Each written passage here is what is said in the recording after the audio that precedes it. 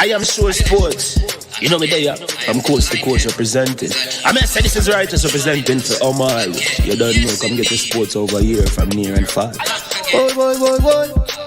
Me say I am sure sports, one thing me sure about. When me say sure, that me not doubt.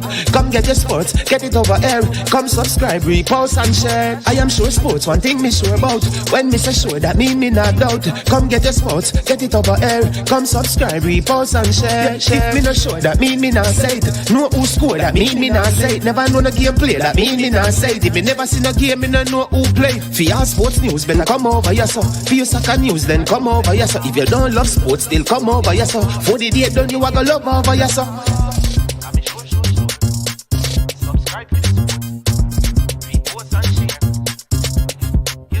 So when it comes on to behavior concerning football, Jamaica is decent. I am sure that if we can get all of these things done, set in place by the end of April, it gives us enough time before the World Cup campaign. Not afraid of no Brazil, no Argentina with these crapper players. We are good enough. Remember to like, subscribe, share. Listen, comment, let me know what your thoughts are.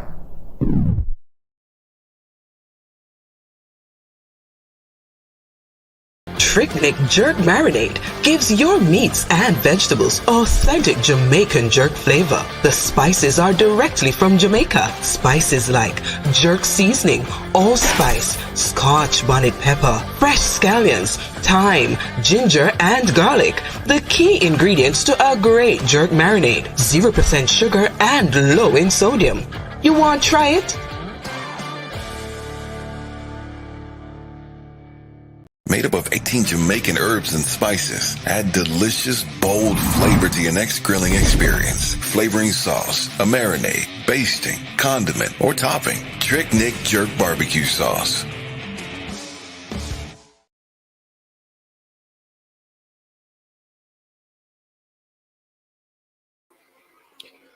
Alrighty. Good morning. Welcome to I Am Sure Sports. I am your host, Maninsman.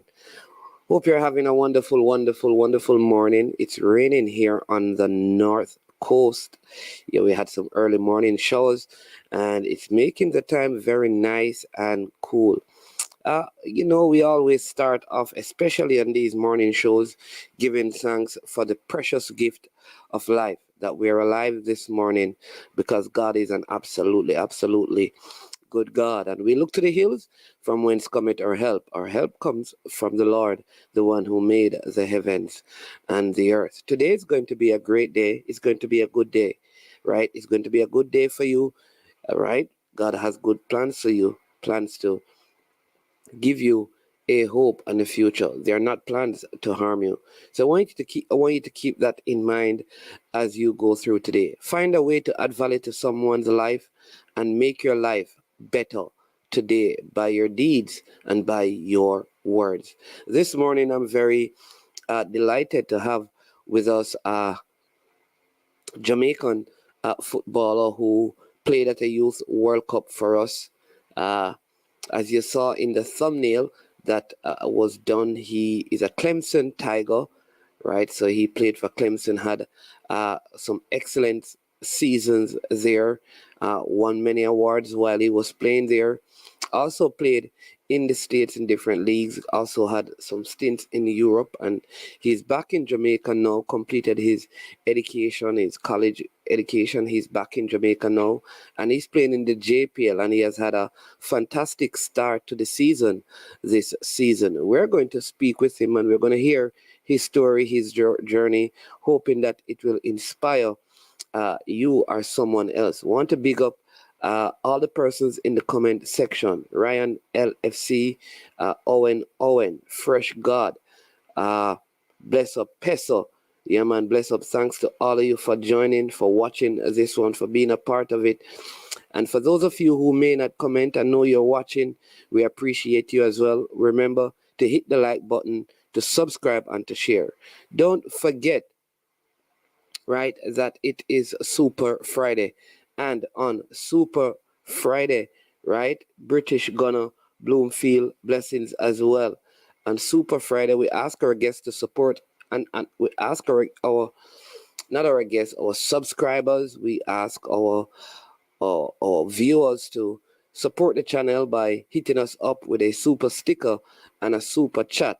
Right, we normally ask that on a Friday we get at least 10 of that, and that way we're able to help take care of the business side of the program. So, without any further ado, I'm going to welcome and invite to I Am Sure Sports, Mr. Jason Wright. Good morning, Jason. Morning. How are you doing this morning? I'm doing fantastic. Wonderful. Well, first I want to thank you for making yourself available. Didn't it? It wasn't long notice. I would say it's short notice, but you willingly obliged, and I really appreciate that. So thank you for coming on, and I'm looking forward to this discussion with you this morning. My pleasure. Yeah. Yeah, man. All right. We normally start our program by asking. I see somebody saying, "Lamzi," that's what they call you.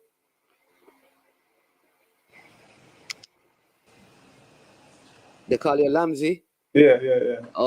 See, somebody know you right here. This Jason calling you Lamzi, so he seemed to know you very well. Well, we're gonna find out how you got that name, but before we get there, I want you to tell us a little bit about your journey. Just when you started playing football, you know, all the way through to high school in Jamaica, under 17, and college and all of that. Just share your journey with us from your earliest memory to where you are today now. Yeah. So as many kids that grew up in the inner city, football in Jamaica is, I would say, the dominant sport. So growing up, from the age of 4 or 5, from I was able to walk, I would I would be around football, and I'll be playing football in the streets with older guys, and yeah, and I went to basic school, and it just transcended from there. Football, and I also did track and field in prep school because I went to Hydel Preparatory School. So I was always active throughout the year. This half is track and field, and the next half is football. Um, did fantastic well at preparatory school. So growing up, I've always done well in preparatory school. Won several trophy, score a lot of goals as well, and then next is high school. High school, I went to Wolmer's, fantastic school, and it was the same. Played schoolboy football, did pretty well, scored a lot of goal, and that helped me to be a part of the national setup. So you played Colts and Pepsi at Wolmer's as well. I played Coles and Pepsi, yes, but it was like when you finish playing Manning Cup, then I came back down and play. Oh, you were playing Manning Cup from first form? Not first form, like Oh. third. But when I got to Wolmer's, I had an injury, like a growth injury, like Osgood slaughter disease, where my knee, I couldn't move well. So in first form, I didn't play. What's the name of it? Osgood slaughter disease, I think. It's like a little bump on your knee. It's like a growth spurt issue. Oh, okay. Yeah, so that let me skip out about a year and a half after leaving prep school. And then after I played Pepsi. I think I played Pepsi. In second form I played Pepsi, and then after Pepsi I went to Manning Cup. Okay. And so you went to how many years of Manning Cup you played? I think 4. Did you win anything with your Manning Cup team? Yes. In 2012 I won the Walker Cup with Wolmer's. With the Walker Cup. Okay. Yeah. Who are some of the players on that team with you? Amal, Demar Rose. The wholeness Wholeness? No, Wholeness wasn't on it. Oh. Kamario Osborne, Jason Greenland, Georgina James. Georgina James. Those players would have been players that people would be familiar with. Familiar with, right? Because they went on and played some. So, yeah. Okay. Hyde also was on that team. Jail Hyde. Yeah. Okay, so I mean, big team like that, only one cup in 4 years. Was that failure, or that was you got beaten by St. George's and got beaten by JC, I think. No, JC couldn't beat with that. JC couldn't beat you. But it was St. George. We and St. George's, and Charlie Smith was very good at that time. So we St. George's and Charlie Smith was really roughing it out in those. But that was the St. George's era, like someone just said. St. George's was winning with L.A. Lewis and all of those guys. Yeah. Okay. How competitive were those games? I think. Just tell us which one of the games in your Manning Cup you thought like this was my best game played Manning Cup.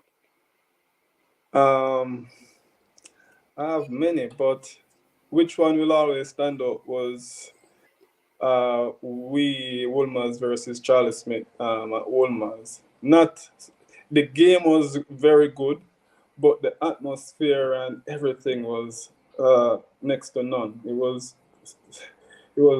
very, very good, exciting. The fans were involved in the game. It ended 4-3 in favor of Charlie Smith. What? Your best game is a game that you lost 4-3. Yeah, but as I said, it's not only football. It's just what you can remember, like the atmosphere and everything. Just the everything, like football. You have the atmosphere, you have the fans, everybody is involved, and the game was really good. But as I said, unfortunately for us, we lost that game. But as I said, that was one of the most memorable. So who are some of the Charlie Smith standout players that time? If you can remember any. Badge.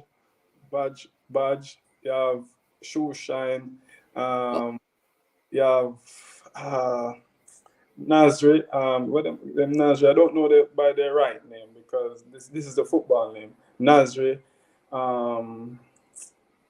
You have Shoeshine, Nasri. You have Allen. There was a player named Allen that was very good.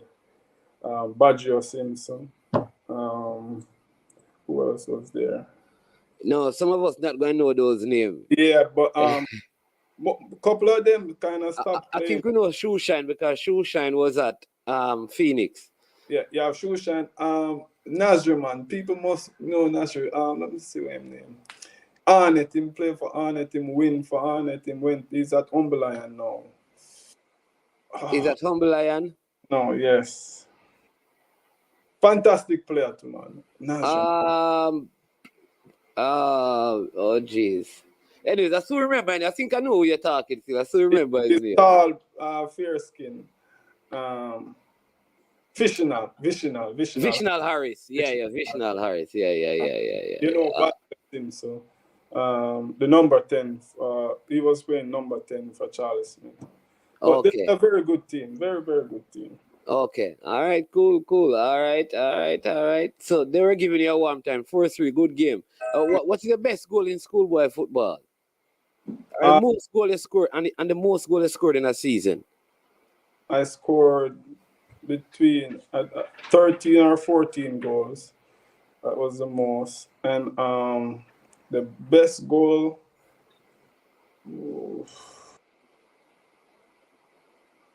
I would give it, St. George's, of course. Yeah, in the Walker Cup. Was it quarterfinal or semifinal? Yeah. Semifinal, yeah. Up by Constant Spring. Yeah, there's a Ryan who used to play for Excelsior, so you never score on him yet. Maybe you never play Excelsior yet. Big up Ryan, man. Big. And then it's a big up my namesake, Jason. It's a big up my namesake, Grand Spend product. All right. Ultimate Freddie Butler says, big up Jason, great person outside of football. Big up, Sir Freddie. Yes, Freddie Butler in the building. All right, so during that time, you also made Jamaica under 17 team yes, and yes, under 20 team. You also played for the under 20. yes. And the All right. 23 team I played. And under 23 as well. So you play under 17, under 20, under 23 for Jamaica during this high time of your career. You also made it to the World Cup, the Youth World Cup. Yes. All right. This is the 2001 Youth 11. World Cup. 11. 11 Youth World Cup. All right, talk to us about that, and I mean just that whole experience of qualifying for the Youth World Cup, and you know, some of the youths who were in that team with you, because I mean I don't know how many really transition from like that Youth World Cup into becoming mega stars, because some of you are also stars in high school football, and how many kind of transition into the national senior team. But tell us about that whole Youth World Cup. Yeah, well, my experience with that team and that you'd say program was very, very good. I have a lot of good memories, and it started. Alfredo Montesa was there?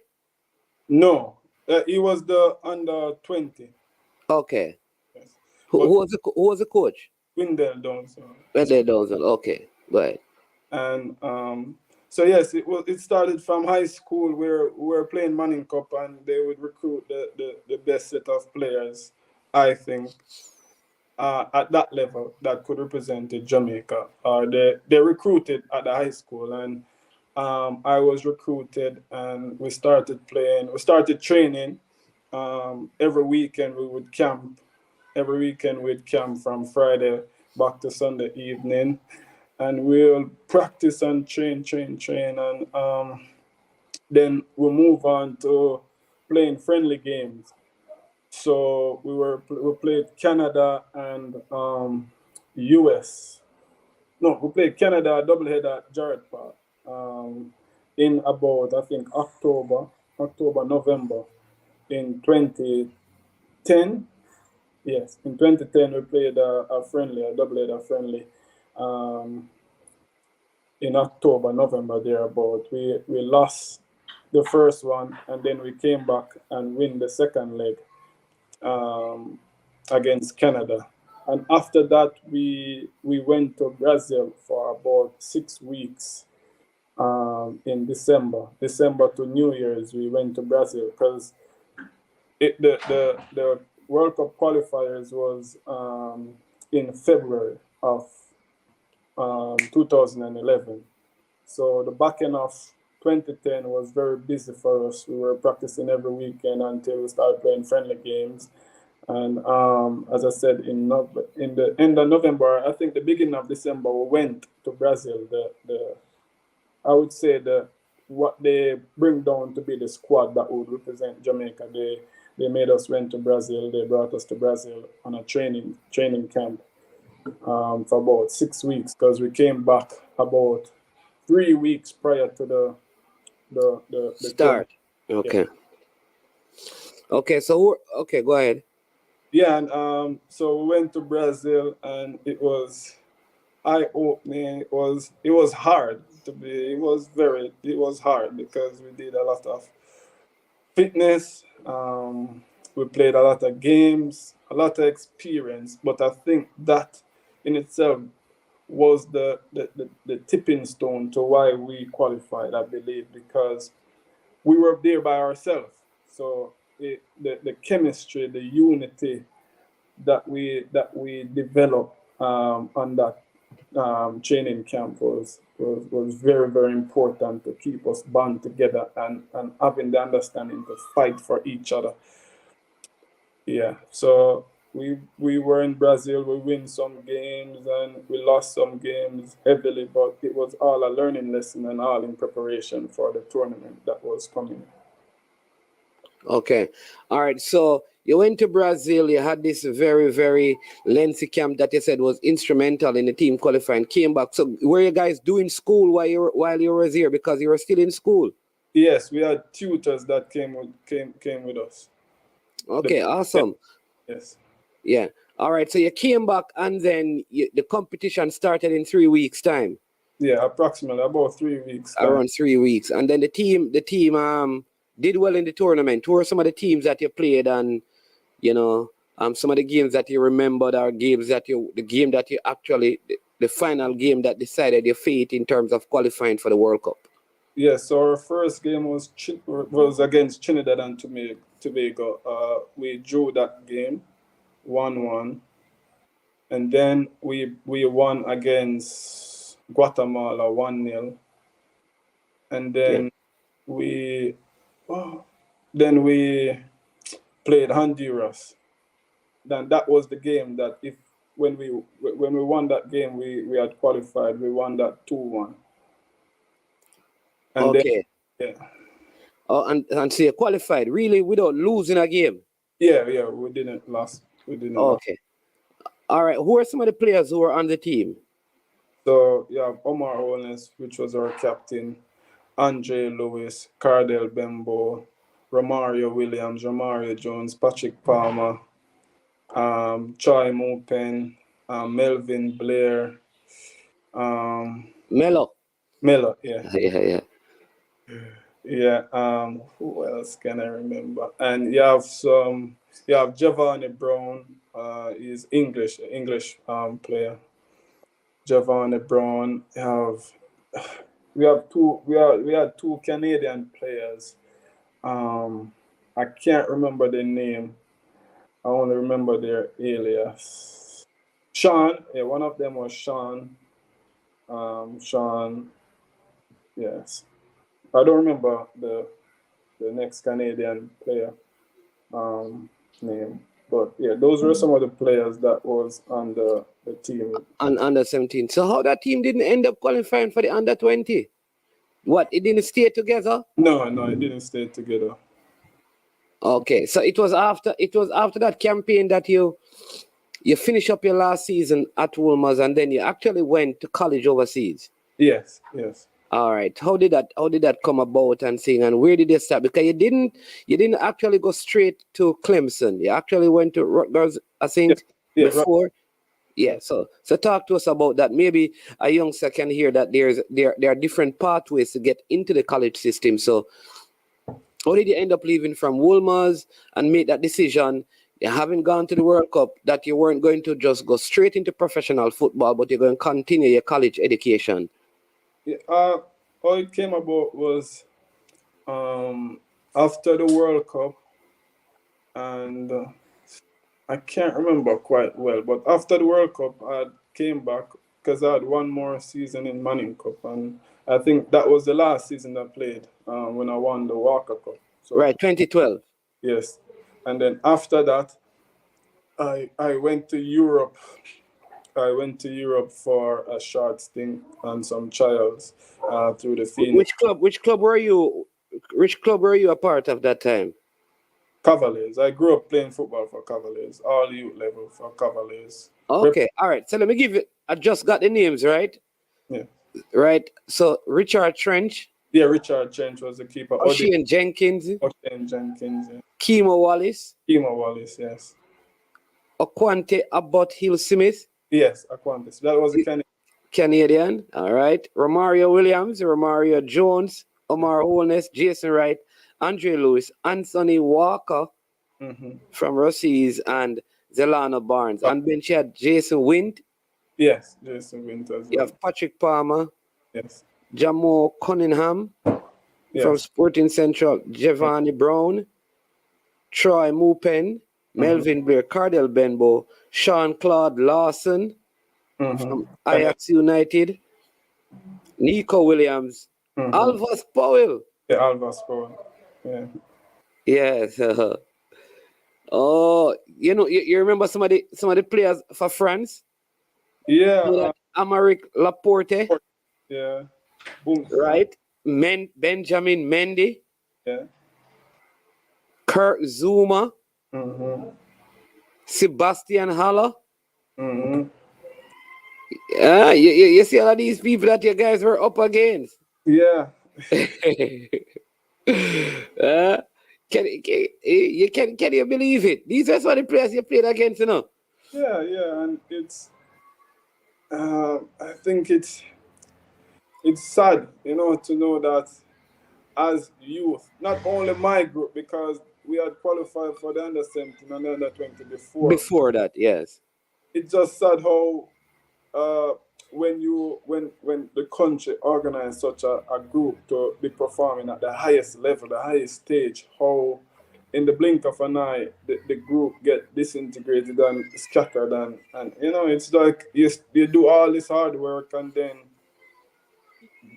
just just tumble down in the blink of an eye. So it's sad, but you know these countries, they even they keep those players together.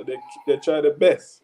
Sometimes it won't work, but at least they make an effort to keep them together. So it's a sad thing for us. But I think going forward, I hope that when the national team get a crop of players, they try their best to keep them together, because sometimes it's not just only football. Sometimes it's the chemistry and the togetherness and the understanding, the in sync of everyone together that makes a team really successful.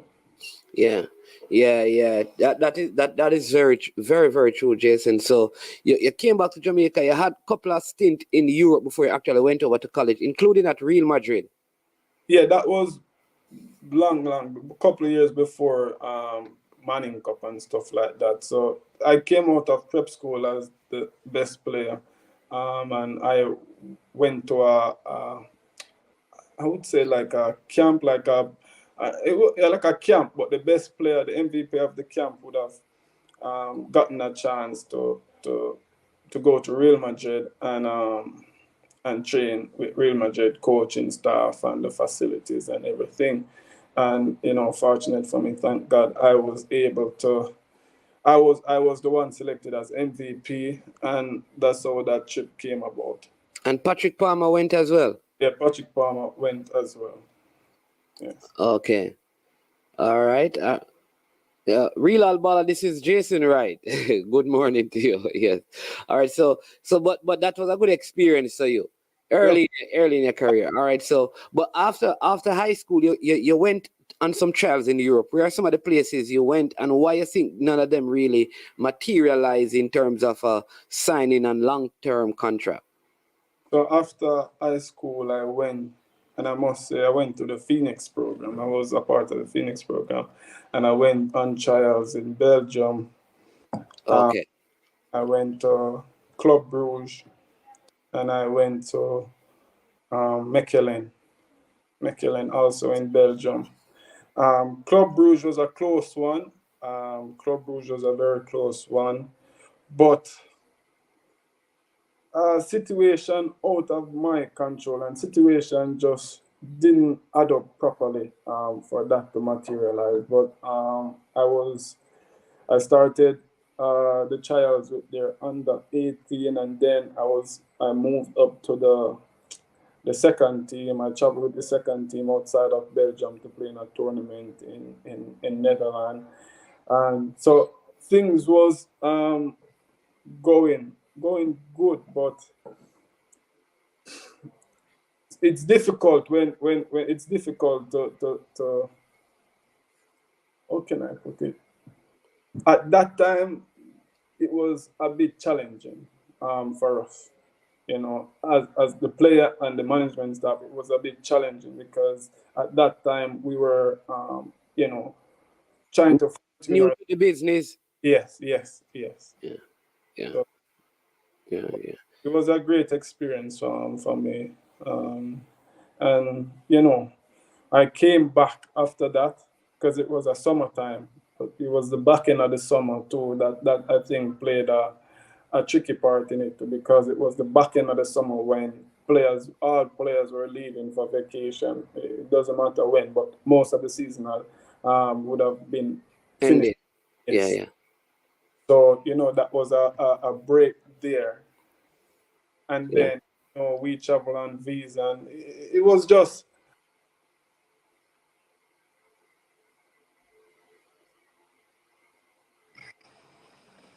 Yeah.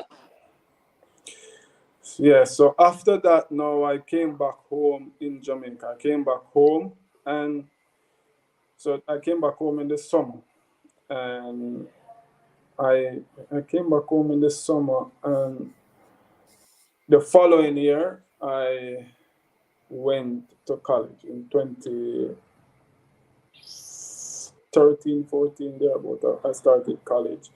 How I started, I was in training with Cavaliers, and I got a call from someone in the States about possibly going to college.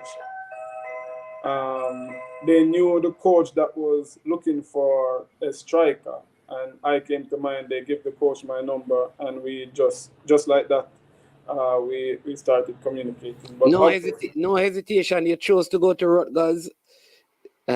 Are you had other options, or you just said, you know what? I had options prior, because my way of going to college wasn't the straightforward way. Wasn't the way that wasn't the smooth step by step transition, I would say.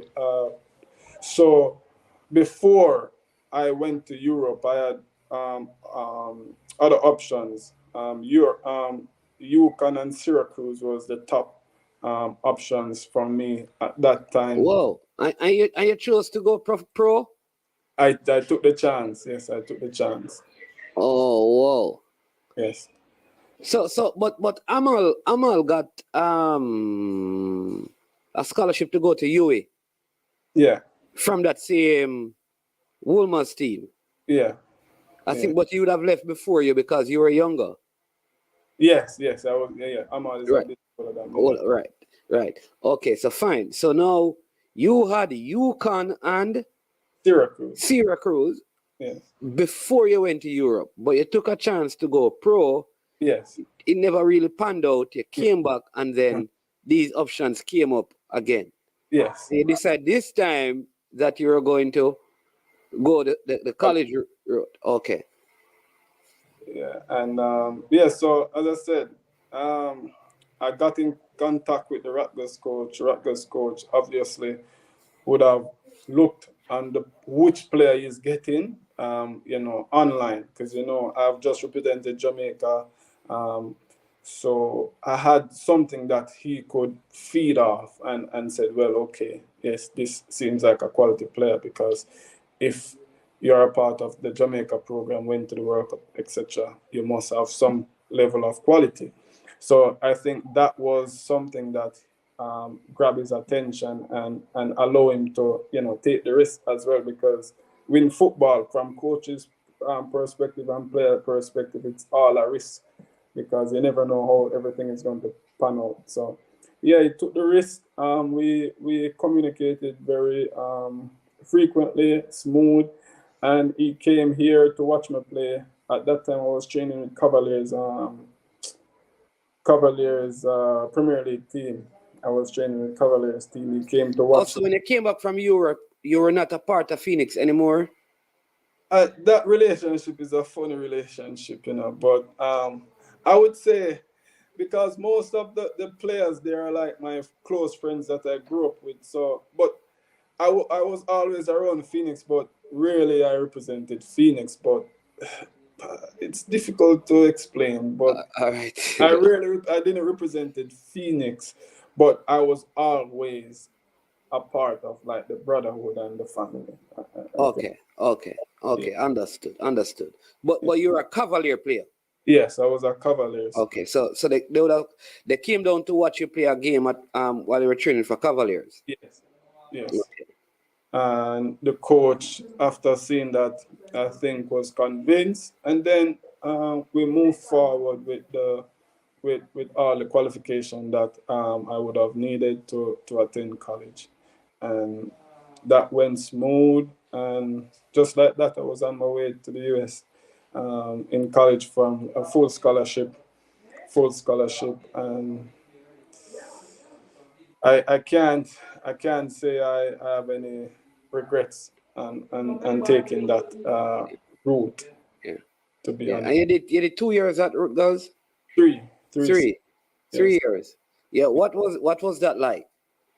It was great. At that time, me personally, like I couldn't put a foot wrong in college. Like everything I did was as it relates to football, and as it relates to football, I literally couldn't put a foot wrong. Um, so I had three. I would say I have two great year and one average year. Uh, Okay. yes, And it was here that you got called for under 20 and under 23. yes, it was through Rutgers. Yes. Okay. Okay. And then you did 2 years at with the Clemson Tigers. No, one full year. So One full year. Okay. one full year at Clemson Tigers. But at Rutgers, I was, as I said, I couldn't put a foot wrong. So there was a lot of, I think, the last All American for Rutgers up to now. Um, All American. A yeah, lot of Jamaicans don't know that you're an All American, man. yeah, All American. So you don't have all of your stuff behind you. You chose the wrong place. You chose Ah, the wrong place to do the video. You just put a white wall behind you before you have all of those trophies and pictures and all of those things, you know. But yes, okay, see, you're the last All American from Rutgers. Did yeah. did you win? Did you win this any No, this? because at Rutgers, as I said, we did well because Rutgers is a established program, a very good program. But at that time, it was like a rebuilding process. We had just moved to a new conference, to the Big Ten conference. So I represented in the Big Ten conference, and if as you know, I got offensive player of the year for Big Ten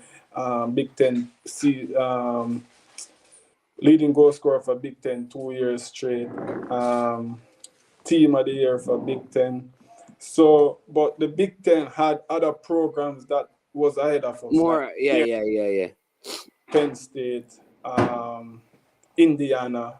Those they call them the blue blood program. Those programs are always top. Yeah. Who are somebody? Did you have play against any players in your Rutgers career, either with or against, that went on to have professional careers and were good, or you don't? Yeah, I can't remember their name properly, but Andre Buchanan, that plays for Canada now. He was at Syracuse when I was at Clemson, so I played against him. Oh, okay. Also at Rutgers. To be honest, I can't Yeah. pinpoint. But Canadian, there was a defender as well for Canada. He was at Syracuse with Buchanan. He's from Canada as well. A defender. I think they added him last to the World Cup to squad. the World Cup roster. Yeah. Yeah, and somebody saying that Sheldon McCoy from JC were the top players at Rutgers. You and Sheldon McCoy. Yeah, Sheldon was there with me. So yeah, so after my first year at Rutgers, they love the Jamaican presence. So immediately they went recruiting in Jamaica again. And Sheldon was the one that was with me, came with me, yes. So before that, you were the only Jamaican there. Yes. How was that adjustment for you? Or you had family in the state who would have supported you? Or because some people feel like Jason is a mama's boy, you don't understand when we go in college, I'm going to manage with no parent. How did you make that adjustment in college and in the States? So first, my family is very supportive of me, and I had relatives just over in New York. But Okay. besides all of that, remember, I didn't where I grew up was I had to know how to deal with situation, and I traveled to Europe, and so I wasn't when I went to the US, I was mature enough, grown in maturity and understand things. So it wasn't much of a problem for me. Okay. Talk about your year at Clemson. How did that go? Your final year in college football, and then from there, where did you go? So yes, my final year now I went to Clemson, and if people are familiar or understand, Clemson is like even now one of the top 5 programs. Lots of Jamaicans have played for Clemson over the years. Yes. I think a couple of them have some records down there. And a lot of them do track and field there as well too. Track and field I know pretty much about, but I know a lot of Jamaicans are there for the track and field program. But the football program, which is soccer, it's a top program. And when I got the chance to move up, because they're in a more predominant league, ACC, where I would say when you check the ranking of the programs, the ACC schools are always dominant. So I went to Clemson for one season, and I think it was one of the best decisions in terms of career wise, in terms of like learning, in terms of like growing and yeah, in They terms have of like Wooly Harris. Wooly Harris actually played for Clemson. yes. Yeah. But continue. Yeah. So my growth took a next level when I went to Clemson, because the professionalism there is next to none, like it's super. So that brought me within the realms of understanding professionalism, punctuality, politeness, and all of that, and giving 100% of yourself in every single thing that you do. That is the culture there. So that was something that I think molded me pretty well for life and for football as well. Yeah. What did you pursue in terms of your degree? Business administration and sports communication. Okay, so one of these days we're gonna be seeing you in on the media, man. Now, maybe. But as it relates to football at Clemson, was very good. I wouldn't say very good. Was good. I think This was 2017, 2016? 2017, 2018. Yeah. So yes, it was, my season at Clemson was good. I think as a team we underperform. As a team we underperform. But in all, it was a good season for me. I had 8 goals from about 18 games or 17 games thereabout, and about 5 or 6 assists. Then after Clemson, now my final year, I was invited to the MLS Combine. In Yes. the 2018 MLS Combine, I was a part of that. But things happen, unfortunately. So the MLS Combine at that time would have been in January, the beginning of January, about the second week in January. And I came back home for holidays and got injured really bad. And I would say from there on, things kind of... Whoa. So how did you get injured if you're on holidays? Playing football. Oh. Yeah. No, but you can't do that knowing that you have MLS Combine, man. Yeah, well, it was a I would say reckless mistake and very irresponsible, but we live and we learn. Whoa. Yeah. So that affected how you do in the combines. Yeah, obviously, because I couldn't walk. I was on crutches, so it was pretty bad. Oh, okay. All right. So what? So where did you play after that? So you finished Clemson, never did the MLS Combine. What was next on the cards for you?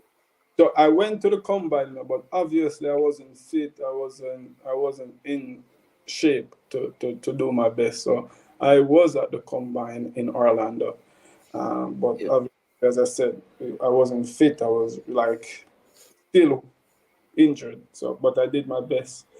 And after that, so things didn't work out there. And then after that, I tried Europe again. This was on your own, or you had an agent who was working with you this time? Through Phoenix again. Okay. Again, so all credit to Phoenix again. I must give them their flowers. Craig Butler, yes. So through Phoenix again, I tried Europe. I would say at that time we were moving in Malta. I'm not sure if you know that several other Phoenix players had played in Malta. So I was a part of that batch that was around Malta. This is like 2018, 28. 2019, Yes. because you came back to Jamaica 2020. Okay. What talk to us, because I always hear about the Maltese League. I mean, some people are saying that it is not as competitive as our Premier League. What is your take on the league in Malta? This is probably the first time we're hearing from someone who actually played in the league, and you have played in the US, you have played locally. How do you also watched a lot of football? How do you measure up the leagues and the quality and the and yeah. So the Maltese League is pretty. When I compare it with the Jamaican League, our league is more physical for sure, faster. Yes, but tactical wise, I think the Maltese League is above us. Facility wise, obviously, and structural wise, I think the Maltese League is above in those categories. But the physicality and the speed of which we play here is much faster. So when you put all of that in together, I would say that individual players can succeed there, but as it relates to team, I'm not sure if team wise, for instance, if you should take Arnett Garden or Mullines or Mount Pleasant and put them in the Maltese League, I don't think they will dominate. But if you take individual players out of Jamaica and put them there, I think they can have good time there. Okay, what about vice versa? Can players from Malta, not the Jamaicans, come and you think dominate the league here? Remember, at Malta, it wasn't just Maltese players; it was players from all over the world. Yeah, man, I know, man. So because you said a Jamaican player can go there and do that, that's why I was asking if a Maltese player from Malta themselves, not an international player, but a Maltese player, if he were to come to play in the Jamaican league, how you think he would manage the speed of play and the physicality? That is difficult because even that is very difficult because when you look at even a Spanish player, when they go to our Bundesliga player, when they make the step over to the English Premier League, which is more like our type of football, they struggle. Like, not saying that they're a bad player, not saying that they don't have quality, but different players strive in different environments, So obviously, like the Maltese players are more technical players and technical players. So the speed and the physicality might, in the first few years, affect them. But, it all comes back down to the mentality of the player as well, how they can adapt and change or improve on this aspect of their game to make a mark. Yeah. After a couple of seasons, though, you did leave Malta and come back to Jamaica. Yes. Was that because of the pandemic, or you just felt like your game wasn't progressing, or home was calling? Why did you come back, seeing that you have always desired to go pro from Europe? What led to you coming back to Jamaica? Because when you came back, you went to Humble Lions first, right? Yes. Yeah. Yeah. So I came back. I would say. Because you came back right before the pandemic. Yes. So I came back right before, due to, I would say, a combination of things, personal and with the career as well. I decided to come back, and came back and. Does it pay? Does the Maltese League pay well? It depends on the type of player that you are, the value, what you give to the team. So if you're a top goal scorer, obviously you're going to get a good salary. But if you're a squad player, it's normal like in the world. But I wouldn't say it is They get paid millions of bucks, but they get good pay as a Jamaican leaving to go to Malta. If you are doing well there, you will get a good salary. Okay. Okay. So you came back for personal reasons, and some of those things also had to do with your career. But Yes. you know, I know you had been out of the national loop for a while, Yes, because because since under 23, you have not really, right. You just went off the radar, quote unquote, in terms of national selection. So right, yeah. yeah, so that was part of the reason to, I want to get back in the familiar with the Jamaicans and just like to, I would say to start over, not start over, but like come on this platform, the Jamaican platform, and Yeah. just showcase myself again because even though many people, when they hear of the name Jason Wright and when they see me start playing and they say Jason Wright, Woodman, they're saying, oh, where was he? Yes, where was because most of the time I'm not in Jamaica playing, so that was a very uh, a decision that was leaning toward that I needed to come back here and play so people can get back a remembrance of me, know about Jason Wright. So I came back and I was playing for Humble Lion up until the pandemic came. Yes. And yeah, when the pandemic came, that took a year and a half from most people, especially in the sporting industry. Took a year and a half from us because Jamaica had played a the small league, the Yeah, J. right. They played a like abbreviated version of the league up at the oh geez, what they call it again, for the center. Yes, Yeah, yeah. I didn't. You didn't play in that. No, no. No.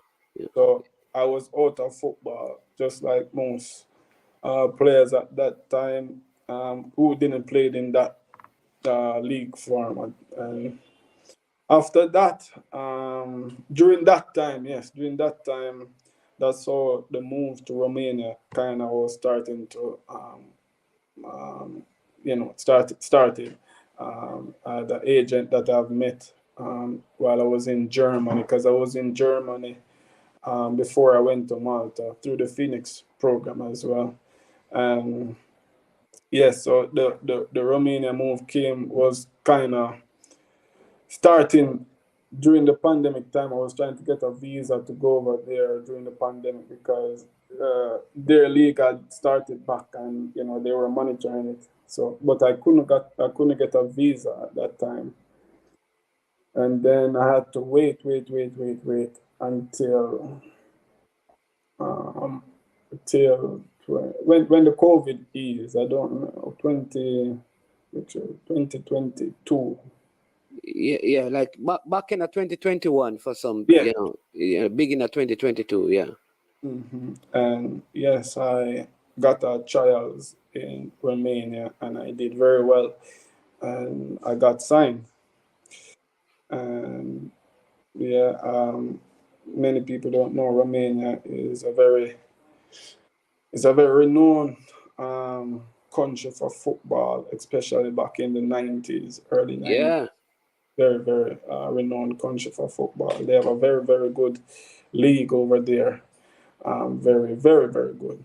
And so I'm lucky to be the first Jamaican ever to play in Romania, to sign in the first league in Romania. So Yeah. What was the top team in the Romanian league? What's the name? Cluj. Cluj. Okay. But you have Bucharest, FC Sebe, that is Star Bucharest. Yeah, Yeah, yeah, yeah. Bucharest has played in they played in the Europa League, yes, yes, yes. yeah, and played Champions League qualifiers as well. Yeah. The Maltese team, do they play in the Europa League qualifiers and champion? I think they play in they play Are in they both. They play in both and Conference League as well. okay. Okay. So you had a short stint in Romania. Yes, yes. Was it just to the end of a season, or you never renewed the contract, or they never re-signed you at the end of the season? So I signed for 1 year, but I didn't Okay.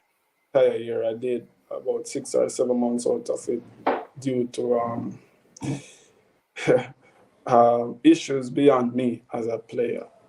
Changement of management and when you're in football, you know what that can do as a player when new manager come in and decide how to go about their thing. So they pay me off. I got paid off for the remaining of my contract, and I decided to come back home and start from here again in terms of playing and getting my name back in the limelight, or I would say back in get my name back to where people can see the talent that God has given. And so that's why you're at Mullines now. Yes. How many goals have you scored so far? I just came off the mark, so 1 and 1. What I do. All right. Somebody's asking Paul Marriott, welcome to the chat. Welcome, Bala Car, Unseen Sports, Rudolph Stennett, bless up yourself. All the other persons, thanks for all your comments, all the likes, all the shares, right? Remember to do that. Remember, it's also Super Friday. It's the first show of the day, and we have Mr. Jason right here with us. He's a Christian as well, so maybe that is why he has had, no matter what comes his way, he has always managed to overcome them and continue to pass away for his footballing career. This one says, what does Jason think the footballing powers ought to do in order to facilitate the progression of successful youth World Cup participation? I think just generally, I think the Jamaica, I think they're doing better now, but I think they need to have a better, I would say, follow up, like a better cap on like the players, like where they go, their whereabouts of the players that pass through their program. Or like a database. Yes. They need to have a proper, a more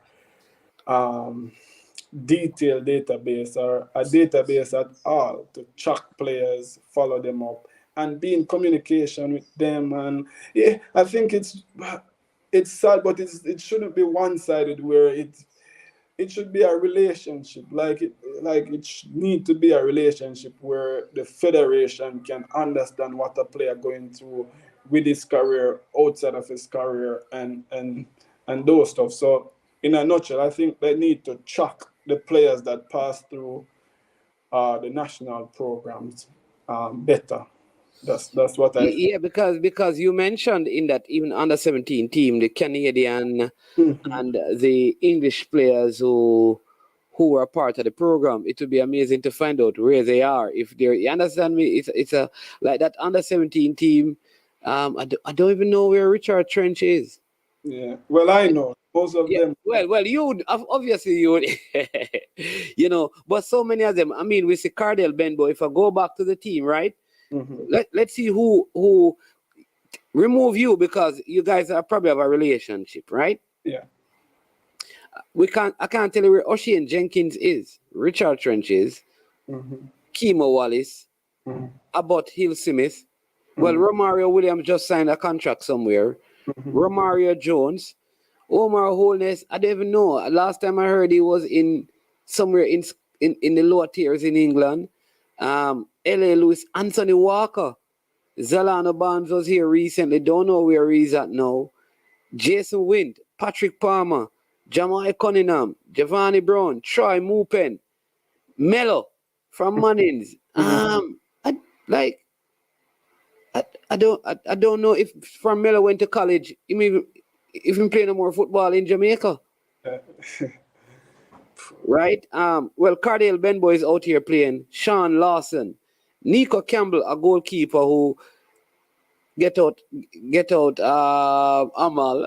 Where is he now? You don't even know. Well, Alvas Powell, the truth is the only person from this group of players that made any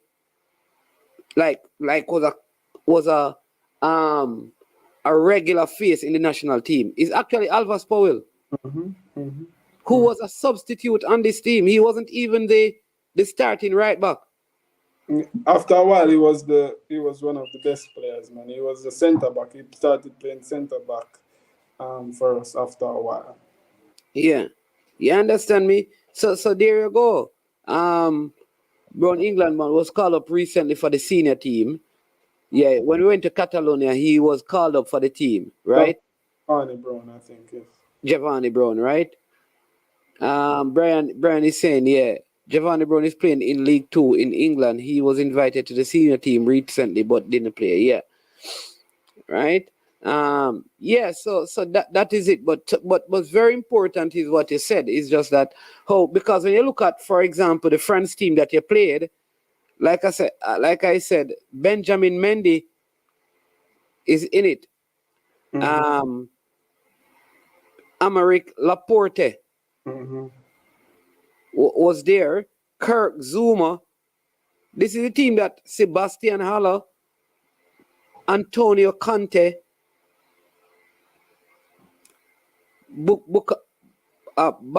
Bakayoko. These Yeah. are players Mm-hmm. who make big moves. So Yeah. yeah, you understand me? So I don't. We like I said, we need to do something where we can be tracking the players' career once they represent. Not all of them, of course, not all of them are going to transition.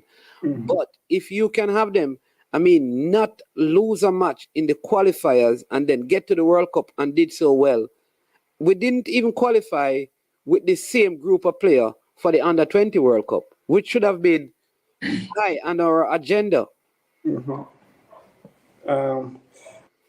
We just need to, I think, stability in not only, I think, stability on a whole in the terms of management and coaching staff and etc. is very important as well. Yeah. Because when you have a couple player and you change over management, you change over coaches, like it's difficult because when you have a coach that understands each player, as I said again, like sometimes it is not the best players that make a great team. It is the players that can combine together, the players that work well together. So, Yeah.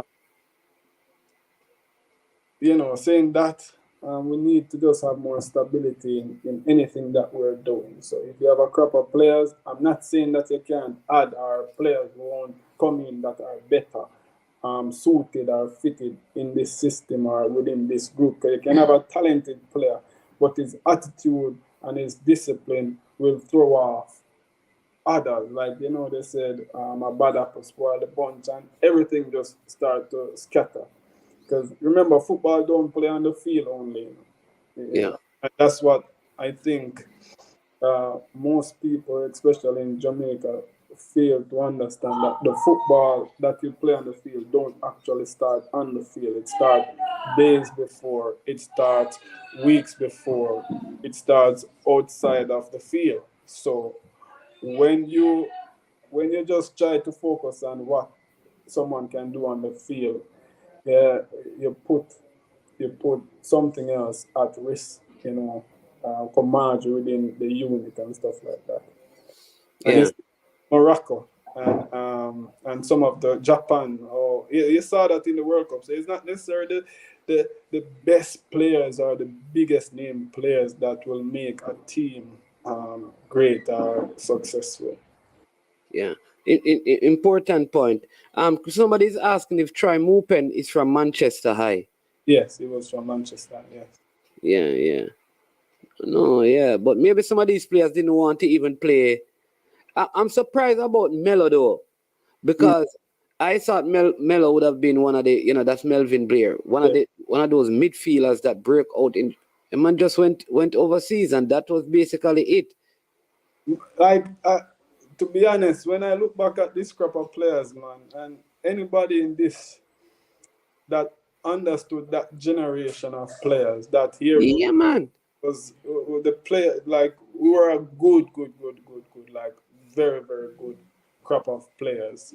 I must say that when you look through the squad, we didn't shout off much things. We didn't shout off anything. Yeah, man. Andre L.A. Lewis was good. Listen, Benbow was coming off the bench. Yes. So Zelano Barnes. Yeah. When it talk, This guy, the Russies forward guy named Walker, was scoring a lot of goals. Like even Anthony Walker, I don't hear about these guys.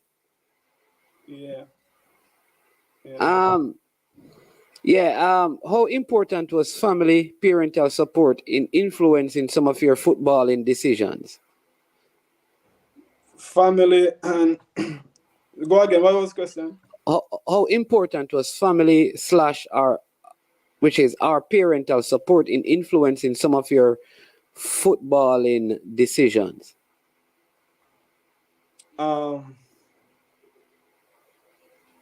They obviously your family will play a very important role in certain steps that you'll take and certain decisions that you make. So I would say, yeah, they play they play a very integral role, a very instrumental role in certain decisions that I made too.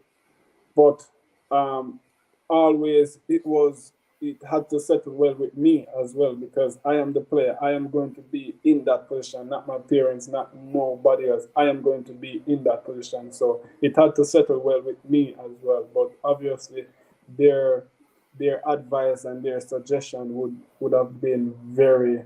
I would have placed that very high in terms of thinking and considering it. Yeah. All right. So, Richard Trent was a goalkeeper. Yes. What happened to Barnes? Barnes was playing in the league recently. I think he's overseas somewhere. Anthony Walker is overseas as well. But what's on the cards for you right now in terms of, yeah, where is your career going from here? What's next in line for you? What are you trying to accomplish now? So for me, no. Your aim is to get back in the national team. All right. For me now is to be honest, is to. It may sound foreign or sound strange, but it's to do God's work in terms of allowing my talent to for the purpose of God. Yeah, we're gonna start. We're gonna start a team now because I'm a pastor. You're soon be a pastor. You understand? So we're gonna call it the Pastors 11 and just travel around the world and Jamaica and just drop some ball and make them know say Christians can play football. You understand? But we can do all things through Christ who strengthens us. So, Amen. Yeah. as I said, my thing now is to allow God to do whatever work He wants to do with me through the tool that He gave me, which is football. So wherever God wants to open doors, opportunity, I am just willing to let Him do His thing. Yeah. So, but obviously, I have ambition. I would want to go overseas again. I would want to represent my country at the senior level. So Man, them say I would be on the bench.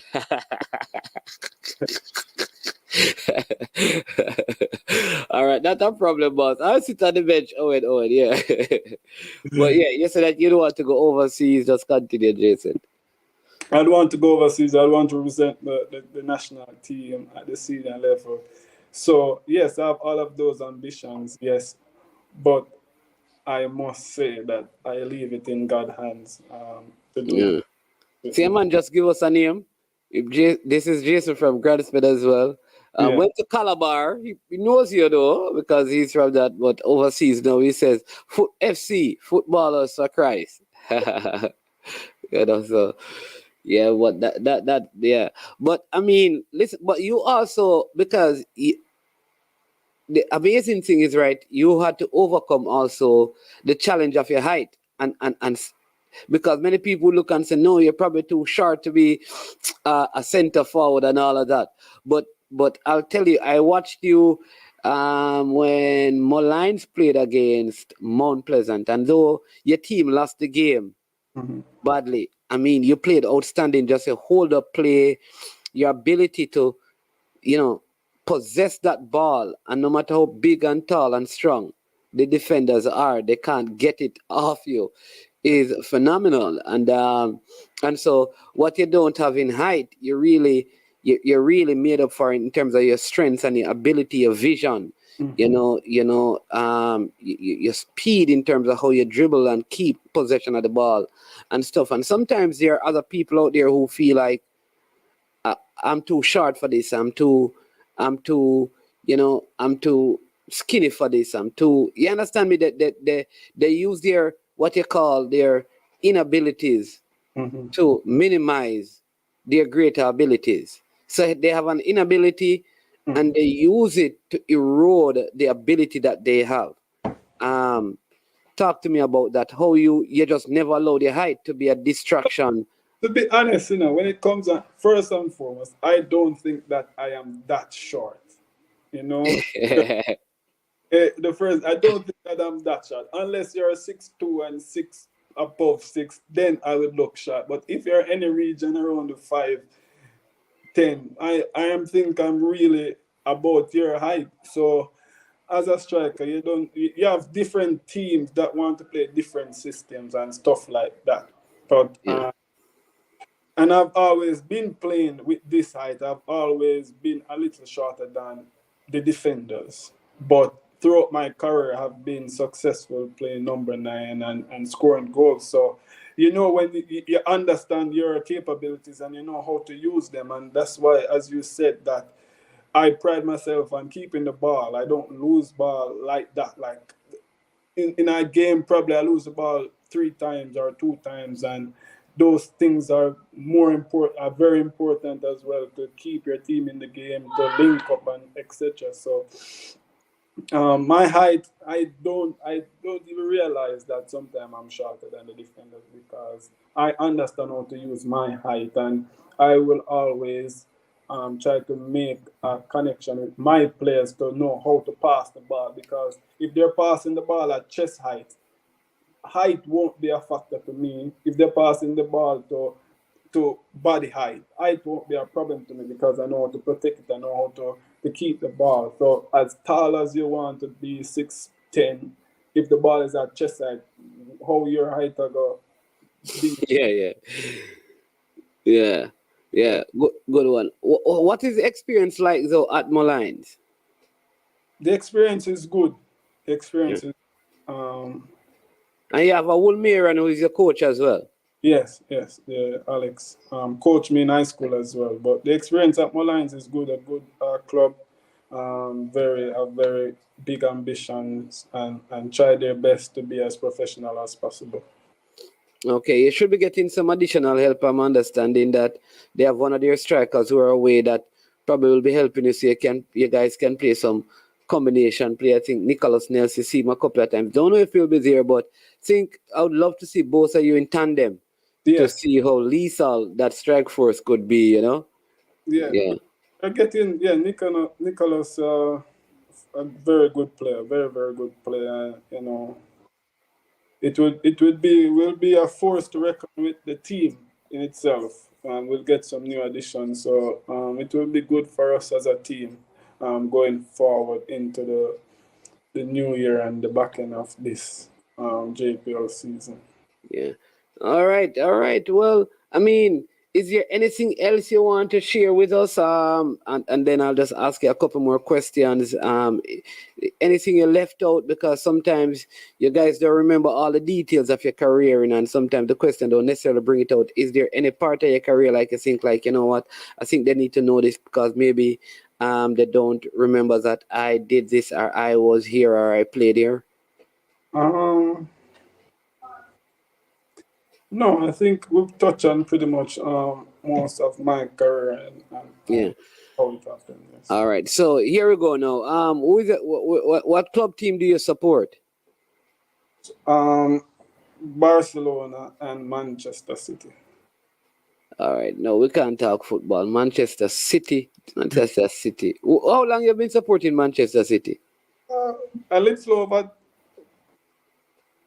7 years, 6, 7 years. Oh, no, we can't talk football then, man. 6 years. 6 years. Man started support a team in 2017. Yeah, Oh my Lord. I like proper football, So you have not been watching Arsenal? Huh? Arsenal is a lukewarm team, man. What? You'll see this year again. You'll see. Anyways, moving. Somebody, Christopher here, Jason Wright, Wolmers, along with Messi March Calabar, 2 top schoolboy striker during the same period. Okay. So you're going to football war for $10 million, right? You're on the team. Pick the other 5 players, and there must be a goalkeeper that you have played with from high school, college, Premier League in Jamaica, and stuff. 5v5, 5v. Well, it is actually 6v6 with a goalkeeper, including a goalkeeper, and you have to be on the team. All right. So you only have 5 more spots to fill. 1 for a goalkeeper and 4 outfield players. Goalkeeper, it's a close one because I've played with some fantastic goalkeeper, but I would give the nod to my countryman Amal Knight in goal. All right, I'm all night. All right. Defenders, I would go. So if it's 6v6, I would go 3-2-1. So left back, I would go with Zelano Barnes. Left sided, yes. Center back, I would go with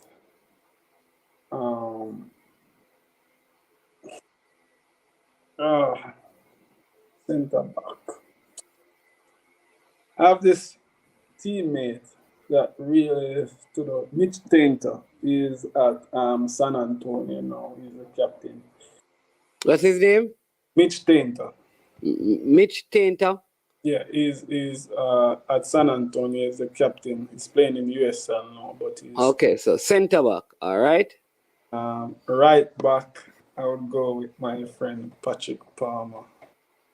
Okay, so Patrick Palmer, Tainter, Zelano Barnes, Amal Knight, Jason Wright, and you need 1 more player in midfield. 2 more. No, man, it's 5 gone, you know. No, 1 more. Yeah, it's 5 gone. so you have too many defenders, man. You don't need 3 defenders. You have got to drop one of the defenders. All right, now drop Mitch Tainter then. All right. So Palmer and Zelano Barnes in defense. And we have Omar Wellness right through the gap. My players are right through the middle of them. Yeah. And L.A. Lewis. Okay. All right. This looks like the under 17 team, with the exception of Amal Knight. Yeah. All right. Let's go. Which player, in terms of international player, which player have always admired in terms of, or you emulate or you model your game off? Messi and Ronaldinho. Ronaldinho. Okay. Locally, who are some of the players that you admire throughout your career that plays? I mean, some of the best you have seen in terms of local football, whether at schoolboy or the Premier League level, that you love playing with them. Yeah.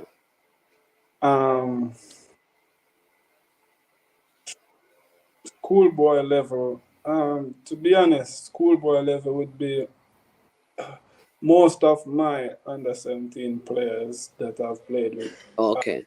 So Andre Lewis, Cardell Bembo, Romario Williams, Romario Jones, the St. George's group that was playing against me was very good. I really liked those players. O'Shane Jenkins, Zelano Barnes. Hey, that St. George's team was bad enough. Brendan Anderson was very, very good player as well. But no, I really like, watching the schoolboy football now. Dujan Whisper is very outstanding player. Satchwell from St. Andrew Technical. Those players really sparked my eyes. Who else? No. Players that are before me, Jermaine Yu was a player that was very good that I enjoy watching. Carl Joyce that played for Portmore was Kevin Deere. Kevin Deere. Yeah. Who else? Navi on board was one of my favorite players. Oh yeah. Played for Tivoli. He was one of my favorite players. Yeah. Which defender give you the hardest time? Like you just don't like playing against? The defender. I don't remember his name, but all right, in schoolboy football, it was a defender from St. George's. I don't remember his name, but he was very, very physical. So it was difficult at that time to play against him. But in the Premier League, the few times I had real trouble with a defender was with he plays for Mount Pleasant. No, Oh, Mad that Dog. yeah, the difference against Dyer. yeah, you can Uh, yeah, Dyer. All right. The best goal you have scored in Jamaica, or for playing football in Jamaica? definitely the under 17 goal, the 2-1 versus Honduras that brought us the World Cup. It's on YouTube now, but the everything because more when I say best now, I don't look at just the strike, but what it did. The context of the game and all of that. Yeah. So that was, I would say, one of my favorite goal that I've scored, and it's for Jamaica. It brought us to the World Cup, and it allowed me to see the world through football. Yeah. Yeah, man. All right, Jason. This is a very, very good conversation. Really enjoy the time. 10 o'clock in the morning. Lots of people still going to work, but they took time out to come and watch and to listen to your story. So I want to thank you so much for that, and continue to do the work of the Lord, man. You understand me? Jeremiah 29 verse 11 says that I know the plans I have for you, say the Lord. They are not plans to harm you, but to give you a hope and an expected end. You understand? So, God has big plans for you. I tell people as long as you're living, it means that the plan is still unfolding. You understand? So just continue to believe, continue to work hard. And it's not impossible to be back in the national team. It's not impossible to be back in Europe. Nothing is possible when you're doing it for Christ, and when Christ is in the forefront of it, nothing at all is possible. So for me, I know God will open some doors and opportunity that not even me could work for it. I know the God that I serve and I praise and worship. You know. Yeah, man. Yeah, man. I mean, I'm going to give you the last couple of minutes to thank the fans and to thank the persons who have, supported your career so far. And, it's a big thank you to them. So just go ahead and take some time right now and just thank who needs to be told thanks. Yes, I want to just thank my family, of course, for always being there and always believing in me. A lot of coaches that I've passed through, that always believed and always see the talent in me. Even Craig Butler Phoenix, I must say that he believed in me, and I thank him for all the opportunities that he have given to me. Cavaliers as well, Woodhouse Speed. I grew up in his system, his club, and it molded me to be the player that I am as well. And all my friends, that know of the talent that I have, that believe and that don't question my talent and my ability as well, and who always is there to support me as well. And most importantly, I just want to thank God for letting me realizing the ability that He has given to me and understanding what He wants me to do with it, which is to complete and to fulfill His purpose, and the purpose is for Him. And also, I just want to thank everyone that tuned in and took the time from their busy day to watch and to hear my story, because it is appreciated, and I hope that it can encourage or motivate someone knowing that, yes, they are good, they have the ability, but not understanding that we are to give all of that is coming from God, and we need to understand that it is through Him that our purpose will be fulfilled. It is through Him that we will be successful and victors, not just for a period of time, but forever. If you want everlasting success, if you want everlasting victory, it ought to be in Jesus Christ, allowing Him to lead and direct you. Yeah. Yeah, man. I think you should also just, I know you have your degree and all of that, and maybe there are jobs out there, but I think you should also pursue some career in terms of, getting your coaching badges or license, and work with some young youth. I think you'd be good to mold some of the young footballers, under 14. You can never tell. You have that we maybe can go and coach at your alma mater, Wolmer's, one day. But really, really encouraged by your words, and I hope somebody will hear this. If you're a parent, I think this is, one of those videos you need to let your sons or your daughters, if they're involved in sport, listen to and be inspired, right? The truth is there are many of these stories, and I always say this too often. We look on the field and we see footballers and we see them make mistakes and we call them dunce and we say them no good and them no have no sense, and and when you hear them you realize that maybe their level of education surpasses yours by so much that in fact they are way more intelligent and way more smart than some of the very people who criticize them with harsh words and terrible adjectives, right? And that's part of what we want to do for you to see that these are smart young men who are out there, just following their dreams, and you should do the same. And so I want to take this opportunity again to thank you, Jason, for coming on to the program. I wish you God's best in your career and just in your life. I hope that we'll have more conversations, um, you know, in the future. All the best this season in the league. I hope that you're off the mark now. You don't go back in the blocks, but you just keep on scoring goals.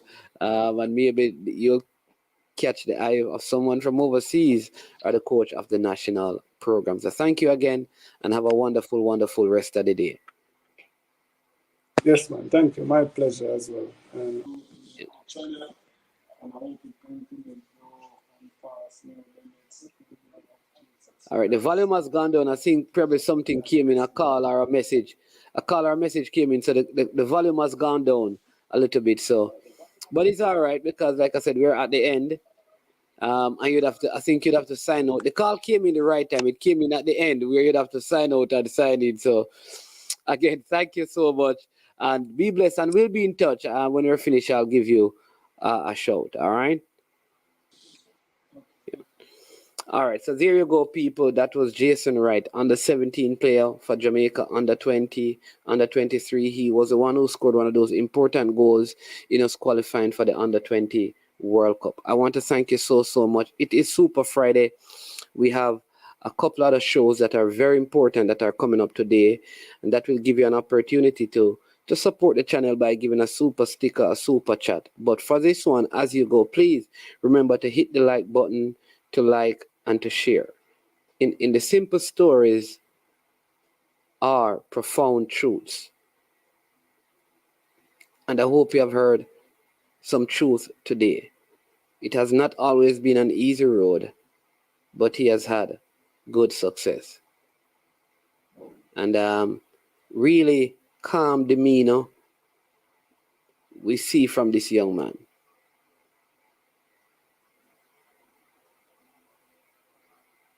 Right? So want you to stick and stay.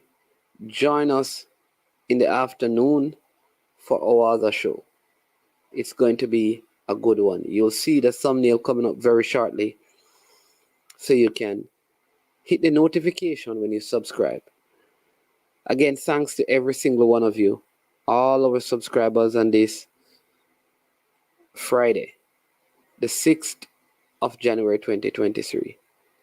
I am Manningsman. This has been I Am Sure Sports.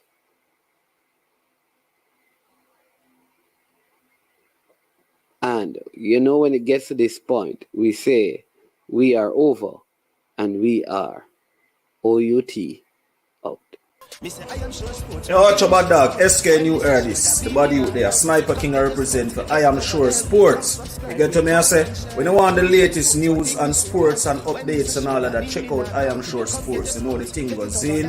Remember, you cover the whole island. Remember Kingston, Westmoreland, Galchester, Ocherase, Galtigo Bay. Everywhere. I Am Sure Sports. Check it out for the latest news and latest updates. Sniper King I represent. Where them feel like? Ha. Yeah, someone on for the food from young, from where they need height. I Am Sure Sports. Yeah, dog.